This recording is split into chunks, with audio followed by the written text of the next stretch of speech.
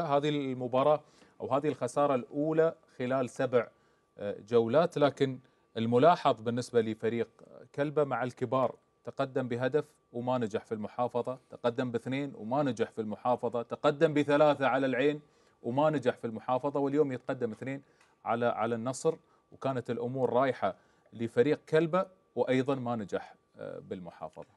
شو السبب؟ هو يبدأ بداية جيدة كتركيز كتنظيم دفاعي، وهذا تكتيك رزوفيتش، سواء لما كان مع الظفرة صعد النهائي مرتين، سواء كان في الفيحة، لما أتى إلى نادي اتحاد كلبة نفس النظام. إلى كلبة تنظيم مميز على مستوى عالي، عنده لاعبين اللي هم يصنعون الفارق، خاصة لاعبين منتخب إيران سواء كان قايدي، قدوس، شهريار، بيسلا كذلك معاهم، فعنده كوكب من اللاعبين في المقدمة.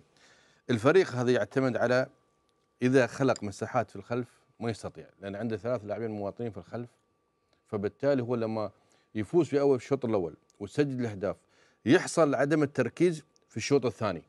شوفت في كل مباراته 3-0 أو 3-2 أو 2-1، في نهاية المباراة تحصل كلبة خسرانين في المباراة أو بس متعادلين. بس المنطقي انك تركز اكثر لما تركز، لكن هو متقدم، انت فريق دفاعي. هذا الآن يا انه هو كاعداد بدني للاعبين، لانه هو متى يحصل هو عند الخساره؟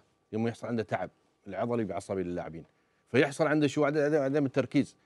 لان اليوم خاصه في مباراه اليوم لو تشاهد انت في اخر المباراه ما كان هناك تركيز للاعبين، لكن هناك انا وجهه نظري يجب نعطي نحن النصر حقه اليوم. وجود النصر اليوم، لا النصر تحدث عنه احمد وبخليك تتحدث عنه، إيه؟ لكن ابغي تفسير للحاله هذه. تفسيري لحاله انه هو تنظيم دفاعي جيد في بدايه المباراه ويسجل وما يترك لك مساحات قد كفريق منافس، لكن في الشوط الثاني لما هو يفوز في نتيجه 2 أو 3، مشكله مدرب ولا لاعبين؟ مدرب ولاعبين. ليش؟ لانه يتركون مساحات في الشوط الثاني، انه يستطيع انه يسجل، لما يهاجم يترك شو مساحات في الخلف، فبالتالي المنافس عنده المساحات، هذا حصل اليوم ويستغلها استغلال جيد. اما النصر، انا في البدايه في كل امانه في هذا الموسم، النصر الان يمكن افضل موسم له في وجهه نظري من فتره طويله، صحيح انه جابوا المركز الثاني مجلس التعاون الخليجي، لكن اتكلم عن هذا الموسم حصلوا النصر لاعبين اللي يصنعون كل فارق. علي مبخوت كراس حربه لاعب بشكل عادل، عندنا موسى انداي، ازرقان وابو سعيدي، لاعبين ممكن يسجلوا لك، لكن الخلل وين في النصر؟ في خط الدفاع، يحتاجون الى قائد في خط الدفاع، بحيث ان يوهان الهولندي يروح في النص. انا اعتقد النصر اداره ماشيين بعمل بشكل جيد.